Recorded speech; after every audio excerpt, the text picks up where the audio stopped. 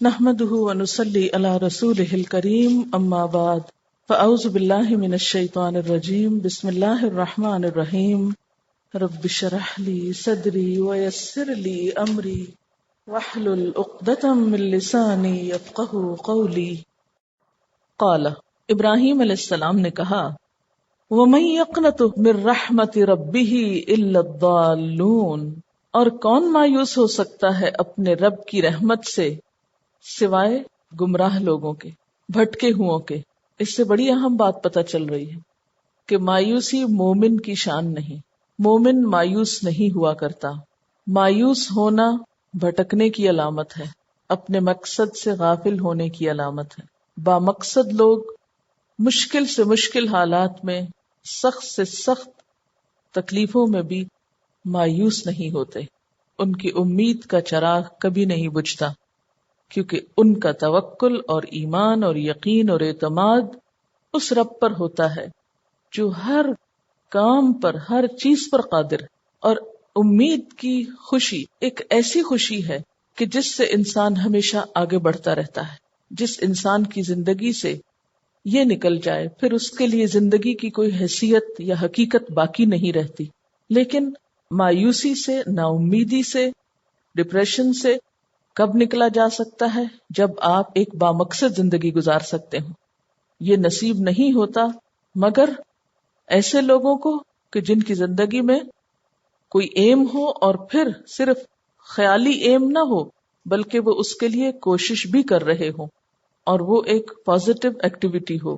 قال، کہا، فما خطبکم ایھا المرسلون، تو کیا معاملہ ہے تمہارا اے بھیجے ہوئے، یعنی اے فرشتو، آپ حضرات جو تشریف لائے ہو، تو تمہارا مقصد کیا ہے؟ اصل میں ان کی گفتگو سے حضرت ابراہیم علیہ السلام نے اندازہ کر لیا تھا کہ یہ صرف اولاد کی بشارت دینے نہیں آئے، کیونکہ ایک گروپ ہے پورا۔ اولاد کی بشارت تو ایک فرشتہ بھی آ کے دے سکتا تھا۔ یہ حالات کے تیور کچھ یوں بتاتے ہیں اور ان کی آمد کا طریقہ کچھ یوں بتاتے ہیں کہ معاملہ کچھ اور بھی ہے۔ اس سے آپ دیکھیں پیغمبرانہ بصیرت کو، حکمت، ان کہیں بھی سمجھنا۔ جو شخص ان کہیں نہیں سمجھ سکتا پھر وہ کوئی اہم کام بھی نہیں کر سکتا۔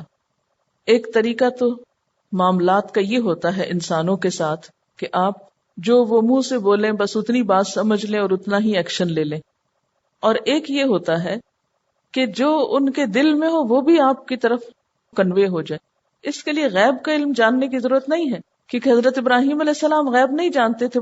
وہ شروع میں ان کو پہچان نہیں سکے تھے کہ یہ فرشتے ہیں یا کچھ اور ہیں، لیکن اس کے بعد دوسرے معاملے کو پہچان رہے ہیں۔ تو اس سے پتہ چلتا ہے کہ مومن صاحب بصیرت ہوتا ہے، دور بین ہوتا ہے، گہری نگاہ رکھتا ہے، وہ انڈر لائن پڑھ سکتا ہے۔ اور خاص طور پر تعلیم اور تربیت کے لیے اس چیز کا ہونا بہت ضروری، اور یہ اسی وقت ہوتا ہے جب آپ کو کسی میں گہرا انٹرسٹ ہوتا ہے، تب آپ اس کے دل کی باتیں بھی سمجھنے لگتے ہیں، اور آپ کی اس کی سوچوں کو بھی انالائز کر سکتے ہیں، اور آپ اس کے ساتھ ساتھ ایک ذہنی اور روحانی سفر کرتے ہیں۔ اس میں آپ دیکھیے کہ ایک استاد جس کو اپنے شاگردوں سے گہرا انٹرسٹ ہوتا ہے، وہ اس کیفیت اور اس تجربے سے گزرتا ہے۔ وہ ان کی ایگنی کو، دکھ، درد، ٹیسٹ کی پریشانی وغیرہ سب چیزوں کو محسوس کرتا ہے، اور اس بنا پر وہ ان سے شفقت اور محبت اور مہربانی کا معاملہ بھی کرتا رہتا ہے۔ وہ 2 اور 2 4 مشینوں والا معاملہ نہیں کرتا۔ تو کسی بھی مبلغ کے لیے اور معلم کے لیے یہ انتہائی ضروری، اور اس کا طریقہ کیا ہے کہ جینوئن انٹرسٹ لیں لوگوں میں۔ کیوں؟ اس لیے کہ آپ کو اللہ سے اجر کمانا ہے ان کے ساتھ زیادہ سے زیادہ خیر خواہی کر کے۔ بہت دفعہ جب میں خود قرآن پڑھتی ہوں تو یوں لگتا ہے جیسے ہمارا کوئی پول کھل رہا ہو، کیونکہ اللہ کا کلام ہے، اور اللہ سے بڑھ کر کوئی نہیں جانتا کسی انسان کو۔ وہ انسان کی ساری نفسیات سے واقف، اس کی کمزوریوں سے واقف ہے، اس کی ساری کمی بیشی سے۔ بہرحال حالات کو دیکھ کر وہ سمجھ گئے، ورنہ تو یہ نا کہ پہلے تو ان کو یہ بھی نہیں پتا تھا یہ کیوں آئے ہیں۔ انہوں نے ایک بات کی تو یہ اس سے ایک اور کا اندازہ لگانے لگے اور پوچھنے لگے آپ کیوں آئے ہیں۔ اور خطب کا لفظ یہاں استعمال ہوا ہے، خطب۔ خطب کہتے ہیں اہم معاملے کو، امر عظیم کو۔ یعنی حضرت ابراہیم علیہ السلام اپنے معاملے میں تو مطمئن ہو گئے، لیکن اس اصل بات کی تہ تک پہنچنا چاہتے تھے جس کی وجہ سے وہ کھٹکے تھے. تو اس کے لیے انہوں نے کہا ما خطبکم، کیا معاملہ ہے. اچھا، اسی طرح یہ جو لفظ خطبہ ہے تو یہ جمعے کے دن ہوتا ہے یا شادی کے موقع پر ہوتا ہے. روٹ یہی ہے، خطب اور خطب اور خطب. منگنی کے لیے کیا لفظ استعمال ہوتا ہے؟ خطبہ، پروپوزل، وہ بھی اہم معاملہ ہوتا ہے. تو اس کے روٹ میں یا طے میں کیا ہے؟ اہم چیز، یعنی اہم یا امپورٹنٹ چیز کی طرف متوجہ کر رہا ہے یہ لفظ ہم کو. نبی صلی اللہ علیہ وسلم ایک تو تعلیم دیتے تھے اور ایک خطبہ دیتے تھے. تعلیم کا انداز اور تھا، خطبے کا انداز اور تھا. اور بعض صورتوں کا انداز بالکل خطبے والا انداز ہوتا ہے، بعض آیات بہت خطبے کے انداز میں ہوتی ہیں. بہرحال فما خطبکم ایھا المرسلون، کیا معاملہ ہے تمہارا اے بھیجے ہوئے. قالو، انہوں نے کہا انا ارسلنا الی قوم مجرمین، ہم ایک مجرم قوم کی طرف بھیجے گئے ہیں. وہ کون سی قوم تھی؟ حضرت لوط علیہ السلام کی قوم. ان کو قوم لوط کہنے کی بجائے قوم مجرمین کہا گیا. اس سے آپ اندازہ کریں کہ فرشتوں کا بھی اس قوم پر کیسا غیظ و غضب تھا.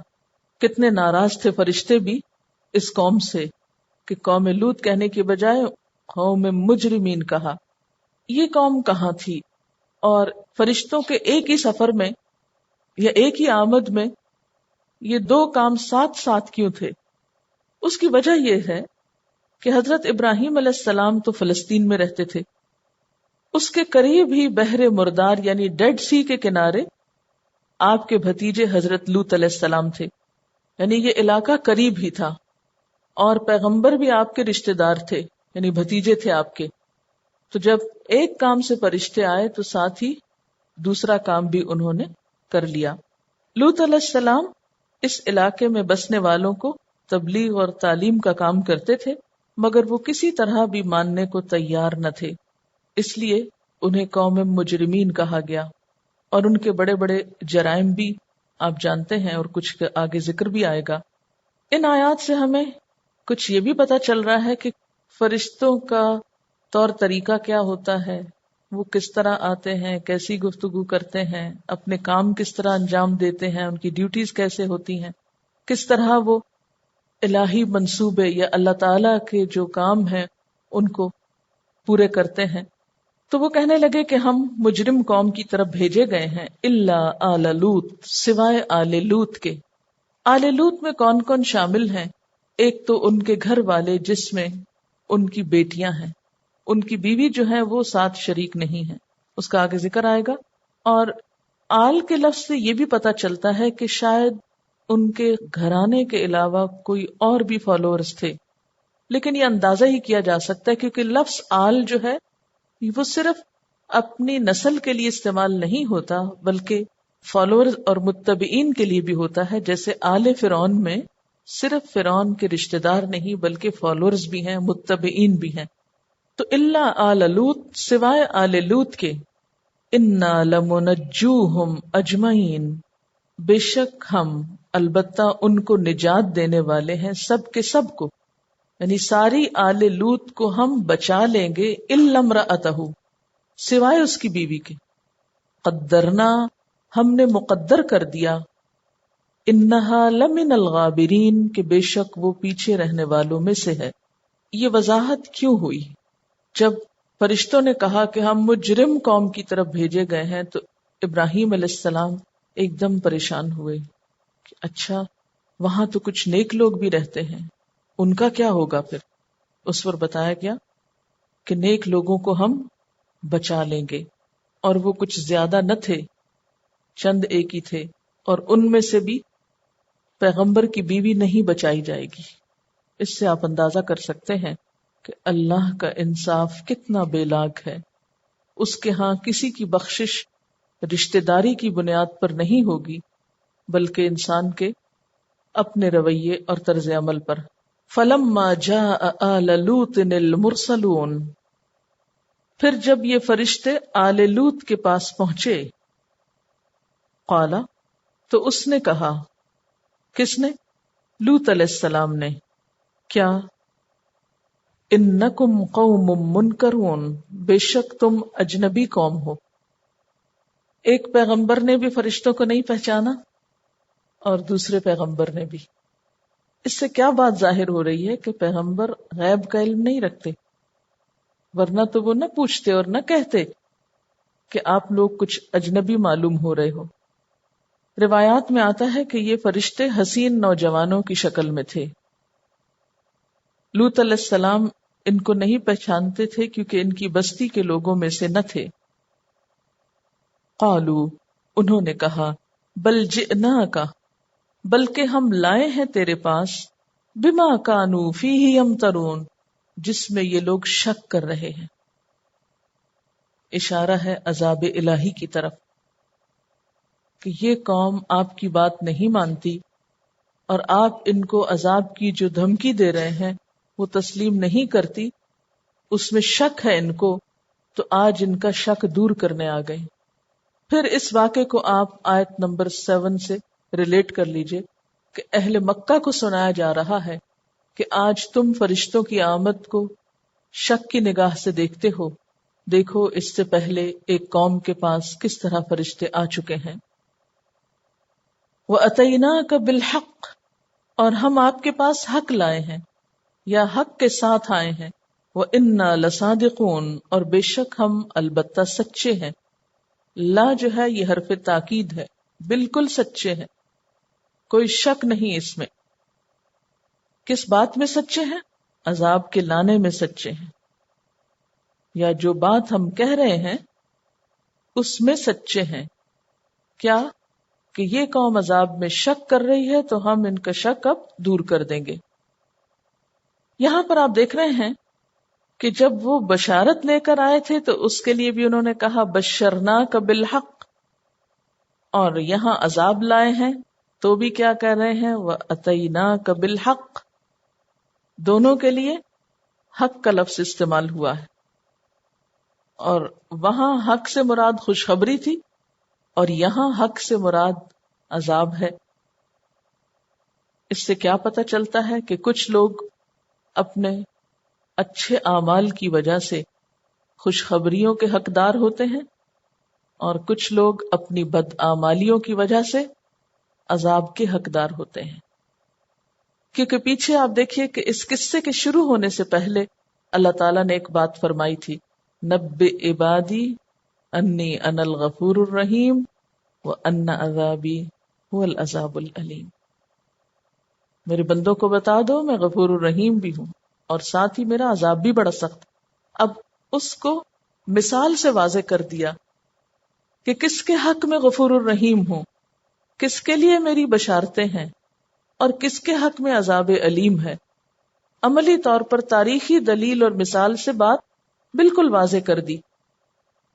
اور یاد رکھیے کہ یہ صرف اہل مکہ ہی کے لیے نہیں ہے مثال، یہ ہم سب کے لیے بھی ہے کہ ہم اپنے اعمال پر غور کریں کہ جو کچھ ہم کر رہے ہیں اس بنا پر ہم کس چیز کے مستحق ہیں۔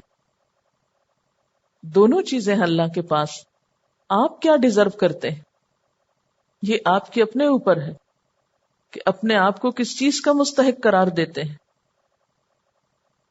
فَأَسْرِ بِأَهْلِكَ بِقِطْعٍ مِّنَ اللَّيْلِ، اپنے گھر والوں کو رات کے ایک حصے میں لے چلو۔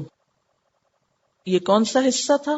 رات کا پچھلا حصہ جو سحر سے قریب تھا۔ وَاتَّبِعْ أَدْبَارَهُمْ، اور جاؤ ان کے پیچھے پیچھے، خود ان کے پیچھے پیچھے چلو۔ کیوں؟ اس کی بھی ایک حکمت ہے۔ پیغمبر اپنی قوم کے لیے ایک راعی کی حیثیت بھی رکھتا ہے۔ ایک راعی جب اپنے گلے کو لے کر چلتا ہے تو خود کہاں ہوتا ہے؟ پیچھے۔ کیوں؟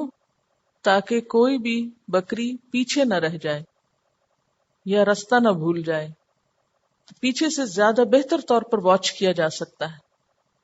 وَلَا يَلْتَفِتْ، اور نہ پلٹ کے دیکھے، نہ التفات کرے، نہ توجہ کرے، منکم احد، تم میں سے کوئی ایک بھی۔ اب دیکھیے کہ جس بستی میں انسان رہتا ہے، جس ملک میں، جس قوم میں، جس شہر میں، جس علاقے میں، وہاں سے انسان کی محبت کا ہونا ایک بالکل طبیعی اور فطری بات. آپ جس شہر میں پیدا ہوئے، جہاں آپ کا بچپن گزرا، جہاں آپ پلے بڑھے، اس سے آپ کی ایک محبت ڈیولپ ہو جاتی. جس ملک میں رہے اس کے ساتھ، یہ قدرتی بات ہے اور ان چیزوں کو ختم نہیں کیا جا سکتا. فطری محبت ہوتی ہے انسان کو جگہوں سے. اب آپ دیکھیں کہ اس قوم کو بھی ظاہر ہے کہ اپنے علاقے سے، اپنی جگہ سے ایک فطری محبت تھی. آپ نے اپنے ساتھ بھی تجربہ کیا ہوگا کہ اگر آپ اپنی کوئی محبوب جگہ چھوڑ کر جا رہے ہوں تو سفر کے آغاز میں آپ کہاں دیکھ رہے ہوتے ہیں؟ آگے یا پیچھے؟ پیچھے پلٹ پلٹ کر. میں سب سے زیادہ جس جگہ کو پیچھے مڑ کے دیکھتی ہوں وہ مدینہ ہوتا ہے، کیونکہ مسجد نبوی کے مینار جو ہیں وہ بہت دور تک نظر آتے ہیں. ادھر گھومتی گاڑی، پھر پیچھے، ادھر گھومتی اس اینگل، پتہ نہیں اور کیا باتیں ہو رہی ہوتی، لیکن میں پیچھے ہی پیچھے. تو پھر آخری جو سین ہوتا ہے اس کو میں اپنی نگاہوں میں محفوظ کر لیتی ہوں، جیسے کہ کیمرہ تصویر نہیں محفوظ کر لیتا، اور پھر دنوں تک اس تصویر کو اپنے ذہن میں دہراتی رہتی ہوں. اسی طرح کعبہ کے لیے بھی چل آگے رہے ہوتے ہیں، ہر تھوڑی دیر میں پھر پیچھے دیکھتے ہیں، پھر پیچھے دیکھتے ہیں. تو یہ محبت کی وجہ سے ہوتا ہے نا. تو کسی بھی شہر میں آپ رہے ہوں، کسی بھی بستی میں رہے ہوں، تو نکلتے وقت آپ لازماً پیچھے دیکھتے ہیں. پھر جن لوگوں میں آپ کا بچپن گزرا یا آپ کے دوست، احباب، رشتہ دار، ان کو بھی آپ یاد کرتے ہیں. مثلاً اگر آپ ایئرپورٹ میں اندر جا رہے ہوں تو رشتہ دار پیچھے کھڑے ہوں تو آپ چیک ان کرانے کے بعد آگے پیچھے پھر دیکھتے رہتے ہیں. پھر جو بالکل نظروں سے اوجھل ہونے لگتے پھر ایک دفعہ ویو کرتے پھر آگے جاتے. تو یہ بالکل نیچرل چیز ہے. اب یہاں اس چیز کا بھی امتحان ہے. نکل جاؤ اور پیچھے نہیں دیکھ سکتے، مجرم قوم کو دیکھ بھی نہیں سکتے، کیونکہ ایمان والے ابھی نکلے ہی تھے اور تھوڑی دور ہی تھے کہ اتنے میں پیچھے عذاب آنا شروع ہو گیا. اب آپ خود سوچیں کہ مثلاً آپ اپنے گھر سے نکلے اور پیچھے سے کوئی خدا نہ خواستہ شور ہو یا دھماکہ ہو تو آپ پیچھے نہیں مڑیں گے؟ دیکھیں گے نا. اور اگر آپ کو کہا جائے پیچھے نہیں دیکھنا، اگر دیکھا تو تم بھی وہیں رہ جاؤ گے. کتنا سخت وقت ہو سکتا ہے، اس کو ذرا امیجن کریں، محسوس کریں. اب یہ نکلے ہیں اور پیچھے دھماکے شروع ہو گئے ہیں اور کہا جا رہا ہے پیچھے نہیں دیکھنا، آگے چلے چلو. اور لوط علیہ السلام کو کہا کہ ان کو آگے کرو اور آپ ان کے پیچھے رہیں اور ان کو آگے ہی آگے لے چلیں. اب آپ دیکھیں کوئی یہ نہیں کہہ رہا کیوں نہ دیکھیں کہ آخر کیا ہے، کیا نقصان ہے، ہم ذرا ایک دفعہ اور دیکھنا چاہتے ہیں. نہیں، بس اللہ کا حکم آگے نہیں دیکھ سکتے. حالانکہ حضور صلی اللہ علیہ وسلم جب مکہ سے ہجرت کر کے نکلے تھے تو آپ جاتے ہوئے پلٹ پلٹ کے پیچھے دیکھ رہے تھے، آپ کو نہیں منع کیا گیا اس وقت. اور آپ نے کیا فرمایا تھا؟ اے مکہ، تو اللہ کی زمین میں مجھے سب سے زیادہ پیاری جگہ ہے، اگر تیرے رہنے والے مجھے یہاں سے نہ نکالتے تو میں کبھی نہ نکلتا. آپ کو نہیں منع کیا گیا کہ پیچھے پلٹ کے نہ دیکھیں، لیکن ان ایمان والوں کو منع کیا گیا پیچھے نہیں دیکھنا. اب اس میں بھی ایک حکمت تھی نا، امتحان تھا، یہ ایک ٹیسٹ تھا کہ کتنی اطاعت ہے، ایک ڈسپلن تھا. اور یہ ہر قوم کا، ہر علاقے کا، ہر جگہ کا مختلف ہو سکتا ہے. اب ہوا کیا کہ وہ جا رہے ہیں. لوط علیہ السلام کی بیوی ایمان کا اظہار کرتی تھی پہلے، یعنی وہ کافر نہیں تھی، اپنے آپ کو مسلمان ہی کہتی تھی، لیکن اطاعت گزار نہ تھی. اس میں ایک بہت بڑا سبق ہے ہم سب کے لیے کہ خالی ایمان کا دعویٰ نہیں کافی ہوا کرتا، اس کا تقاضا پورا کرنا بھی ضروری ہے. خیر وہ نکلی اور جو ہی دھماکہ ہوا تو اس نے پلٹ کے پیچھے دیکھ لیا، وہ اس امتحان میں کامیاب نہ ہوئی. ہم بعض اوقات کہتے ہیں اتنی باتیں مانتے کیا ہو اگر ایک یہ نہ مانی، آپ کو کیا پتا اگر اسی پہ پکڑ ہو گئی تو کیا ہوگا کل. اس میں ایک بہت بڑی سیکھنے کی بات ہے ہم سب کے لیے کہ اللہ کے کسی حکم کو بھی چھوٹا نہیں سمجھنا چاہیے. جو بات سمجھ میں آ گئی ہے بس اطاعت کرو، سمعنا و اطعنا. حجت بازی کیوں، کیسے، صرف اس لیے کہ حکم سے ٹال مٹول کر لی جائے یا اس سے نکل بھاگے، یہ انسان کے اپنے ہی لیے نقصان دہ ہے. وَامْضُوا حَيْثُ تُؤْمَرُونَ، اور چلتے جاؤ جہاں حکم دیے گئے ہو. چلتے جاؤ جہاں جانے کو کہا گیا ہے، یعنی جب تک اللہ تعالی چلنے کے لیے کہہ رہے ہیں تو چلتے جاؤ. وَقَضَيْنَا إِلَيْهِ، اور ہم نے اس کی طرف فیصلہ کیا. یہ تو لفظی معنی بنتا ہے، لیکن یاد رکھیے کہ قضا کے بعد جب الہ آتا ہے تو اس کا معنی ہوتا ہے پہنچا دینا. یعنی ہم نے اس بات کا فیصلہ کر کے آگاہ کر دیا تھا، بتا دیا تھا، خبردار کر دیا تھا. وَقَضَيْنَا إِلَيْهِ ذَلِكَ الْأَمْرَ، اس بات کو، کس بات کو؟ أَنَّ دَابِرَ هَؤُلَاءِ مَقْطُوعٌ مُصْبِحِينَ، کہ ان لوگوں کی جڑ کاٹ دی جائے گی صبح سویرے، اب یہ ختم ہو جائیں گے. یعنی لوط علیہ السلام کو ہم نے عذاب آنے سے پہلے ہی بتا دیا تھا کہ صبح یہ سب لوگ اب ختم ہو جائیں گے، ان کی مہلت ختم ہو گئی. اور دابرہ کے لفظ پر آپ غور کریں، دابر پشت کو کہتے ہیں نا، پشت کٹ گئی، یعنی کوئی بھی نہیں بچا کہ جس کی نسل آگے چلے، سب ختم ہو، ان کی نسلیں بھی ختم ہو گئی، ایک نہ بچا ان میں سے. یعنی یہ بات کی شدت کا احساس دلانے کے لیے کہا جا رہا ہے. یہ بھی تو کہا جا سکتا تھا سویرے ہوتے ہی سب قوم تباہ کر دی جائے گی، لیکن الفاظ کا چناؤ بڑا زبردست ہے. ذرا آپ تصور میں لائیں، ان دابر ہؤلاء مقطوع، مقطوع کہتے ہیں قطع کرنے کو، کاٹ دینا، بس سلسلہ منقطع، ختم. اسی لیے جن قوموں پہ عذاب آیا بعض اوقات ان کے لیے اس دن کو بھی یوم عقیم کہا گیا. عقیم بانج انسان کے لیے استعمال ہوتا ہے جس کے بچے نہ پیدا ہو سکے، اس کی نسل کا سلسلہ وہیں آ کے رک جاتا ہے، ختم ہو جاتا ہے، کٹ جاتا ہے، وہ آگے نہیں چلتا. یعنی صبح تک آخری آدمی بھی ختم ہو جائے گا. وَجَاءَ أَهْلُ الْمَدِينَةِ يَسْتَبْشِرُونَ، لوط علیہ السلام کو جب یہ ساری بات بتا دی گئی تو اتنے میں شہر والے، اہل المدینہ، شہر والے آ گئے، یستبشرون، خوشیاں مناتے. مجرم قوم کے کچھ لوگ خوشیاں مناتے لوط علیہ السلام کے گھر آ گئے. وہ کس بات کی خوشی میں اتنے بےتاب ہو رہے تھے؟ چند اجنبی نوجوانوں کی آمد پر. انہیں کیسے پتا چلا تھا؟ کہتے ہیں کہ یہ خبر ان کی بیوی نے شہر والوں کو دی تھی. اسی لیے سورۃ التحریم میں آتا ہے فخانتاہما، کہ حضرت نوح اور حضرت لوط علیہ السلام کی بیویوں نے اپنے شوہروں سے خیانت کی تھی. تو مفسرین کہتے ہیں کہ وہ یہی خیانت تھی کہ انہوں نے شہر والوں کو بتا دیا کہ آج ہمارے گھر ایک نوجوان لڑکوں کا گروپ آیا ہوا ہے. اور جیسا کہ آپ جانتے ہیں کہ قوم لوط جو تھی ہومو سیکشل تھی،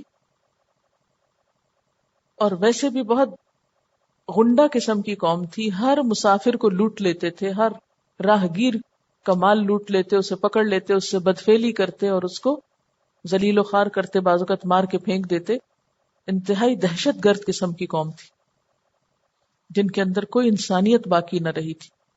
انہیں جب یہ پتا چلا کہ نوجوانوں کا ایک گروہ پیغمبر کے گھر میں آیا ہے تو وہ خوشیوں سے لوٹ پوٹ ہوتے ان کے ہاں پہنچ گئے کہ اب ہم ان سے برا کام کریں گے، اور چونکہ اجنبی ہیں اس لیے یہ ہمارا کیا بگاڑ سکیں گے. قال، لوط علیہ السلام نے کہا، ان ہؤلاء ضیفی، بے شک یہ لوگ میرے مہمان ہیں. اب ان فرشتوں کے لیے مہمان کا لفظ حضرت ابراہیم علیہ السلام نے بھی بولا اور لوط علیہ السلام نے بھی. یہ میرے مہمان ہیں، فلا تفضحونی، پس نہ میری فضیحت کرو، نہ مجھے رسوا کرو. یہ فے دوادحے کا لفظ وہی ہے جو سورۃ التوبہ کے لیے بھی فادحہ کا میں نے بتایا تھا، رسوا کرنے والی منافقین کو. تو یہاں تفضحونی، نہ مجھ کو رسوا کرو. یعنی میرے مہمان ہیں، میں انہیں تمہارے سپرد کیسے کر سکتا ہوں اور تم مجھ سے کس بات کا مطالبہ کر رہے ہو؟ یعنی مہمانوں کے ساتھ برا سلوک دراصل میزبان کی رسوائی کا سبب ہوتا ہے. آپ سوچئے اگر آپ کے گھر میں کوئی آیا ہو، کوئی مہمان ہو، اس کے ساتھ کوئی ہمسایہ، کوئی آپ کا بچہ، کوئی آپ کا رشتہ دار اگر کوئی بھی بدتمیزی کرتا ہے یا کوئی بھی اس کو تکلیف پہنچاتا ہے تو اس کا الزام یا اس کی تکلیف کس کو پہنچے گی؟ آپ کو پہنچے گی، کیونکہ یہ انسانی اخلاق میں سے ہے کہ انسان اپنے مہمان کا خیال رکھے اور اس کی تکلیف کا، اس کی باقی چیزوں کا، ورنہ مہمان کی مہمانی میں کوتاہی میزبان کے لیے باعث رسوائی ہوتا ہے. تو کہنے لگے کہ یہ میرے مہمان ہیں، ان کے اوپر بری نظر ہے تمہاری، یہ میرے لیے تو بڑی شرمندگی کی بات ہے، خدا کے لیے مجھے رسوا نہ کرو. واتقوا اللہ ولا تخزونی، اور ڈرو اللہ سے اور نہ رسوا کرو مجھ کو. تخزون کا لفظ خے زے یہ سے، خزیون کا لفظ بہت دفعہ آپ پڑھ چکے ہیں، ایسی رسوائی جو دوسروں کی طرف سے لاحق ہو، یہ ذلت کی ایک قسم ہے. قالو، انہوں نے کہا، کنہوں نے؟ قوم لوط نے. اولم ننہک عن العالمین، کیا ہم نے تجھے جہان والوں سے روک نہیں رکھا؟ کیا ہم تمہیں منع نہیں کر چکے کہ دنیا بھر کے ٹھیکیدار نہ بنو؟ ایسا کیوں کہا انہوں نے کہ ہم نے تمہیں جہان والوں سے منع نہیں کر رکھا؟ بات یہ تھی کہ حضرت لوط علیہ السلام اپنی قوم کو سمجھاتے تھے کہ مسافروں کے ساتھ برا سلوک مت کرو، اجنبی لوگوں کو پریشان نہ کرو، لیکن ان کا حال کیا تھا؟ ہر گزرگاہ پہ بیٹھ جاتے تھے. بات یہ تھی کہ ان کا جو علاقہ تھا یہ اس شاہراہ پہ تھا، اس مین روڈ پہ تھا جو مشہور تجارتی شاہراہ تھی، یعنی تجارتی قافلے مکہ سے شام کی طرف اسی راستے سے گزرتے تھے، یعنی یہ ایک ٹریڈ لائن تھی. تو ظاہر ہے کہ جو قافلے گزرتے تھے ان کے پاس مال اسباب بھی ہوتا، تو اس میں کیا مشکل ہوتی؟ ان لوگوں کا کام کیا تھا؟ یعنی غنڈہ گرد قسم کی قوم تھی، خود تو کچھ کرنا کرانا نہیں، جو کوئی قافلہ گزرتا اس کو لوٹ لیتے اور ان لوگوں کو پکڑ لیتے. تو لوط علیہ السلام ان کو منع کرتے کہ تم اجنبیوں کے ساتھ، مسافروں کے ساتھ ایسا سلوک نہ کرو. تو ان کی تکرار کیا ہوتی ہے اپنے پیغمبر کے ساتھ کہ تم کیا پورے جہان کا درد اپنے دل میں لے کے بیٹھے ہوئے، تمہارے کیا لگتے ہیں وہ راہ گزر، یعنی وہ ہماری قوم کے لوگ تو نہیں. اس سے آپ اندازہ لگائیں کہ جب کوئی قوم انسانیت کی بنا پر نہیں، صرف قومیت کی بنا پر کسی کی بھلائی اور خیر خواہی کرتی ہے تو اس کا اخلاق پھر کس درجے کا ہوتا ہے. یعنی اپنی قوم کے لیے تو نہیں ایسا کرتے تھے، مگر مسافروں اور گزرگاہوں اور دوسری قوموں کے ساتھ یہ زیادتی کرتے. اس سے بھی آپ اندازہ لگائیں نا کہ کچھ متعصب قسم کے لوگ کیا کرتے ہیں، اپنے خاندان، اپنی برادری، اپنے رنگ، اپنی نسل، اپنی قوم، اپنے علاقے کے لوگوں کے ساتھ تو بڑے ہمدرد ہوتے ہیں، لیکن دوسروں کے ساتھ کوئی ہمدردی نہیں. تو یاد رکھیے یہ اسلامی اخلاق نہیں. کیوں؟ کیا ہونا چاہیے؟ صرف مخصوص لوگوں کے ساتھ ہمدردی کرنی چاہیے. ہمدردی کے لیے، بھلائی کے لیے ایک مومن کا معیار یہ نہیں ہوتا کہ یہ میرے مذہب سے ہے، یہ میری قوم سے ہے، یا یہ میرے علاقے سے ہے، یا میرے خاندان سے ہے، یا میری نسل سے ہے، یا میری رشتہ داری میں سے ہے.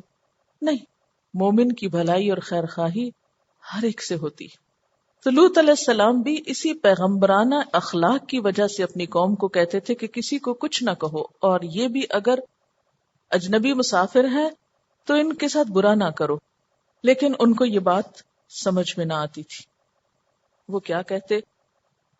اولم ننہک عن العالمین، کیا ہم نے تجھ کو جہان والوں سے روکا نہیں؟ یعنی انتہائی ڈھٹائی اور بد اخلاقی کا مظاہرہ ہے نا کہ تم ان اجنبیوں کے ساتھ کیوں ہمدردی کرتے ہو، ان کی حمایت کیوں ہے؟ ہم نے تمہیں پہلے بھی کہا ہے کہ ان کے ساتھ ہمدردی نہ کیا کرو. وآخر دعوانا ان الحمد للہ رب العالمین.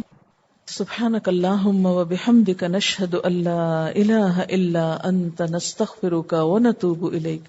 السلام علیکم ورحمۃ اللہ وبرکاتہ.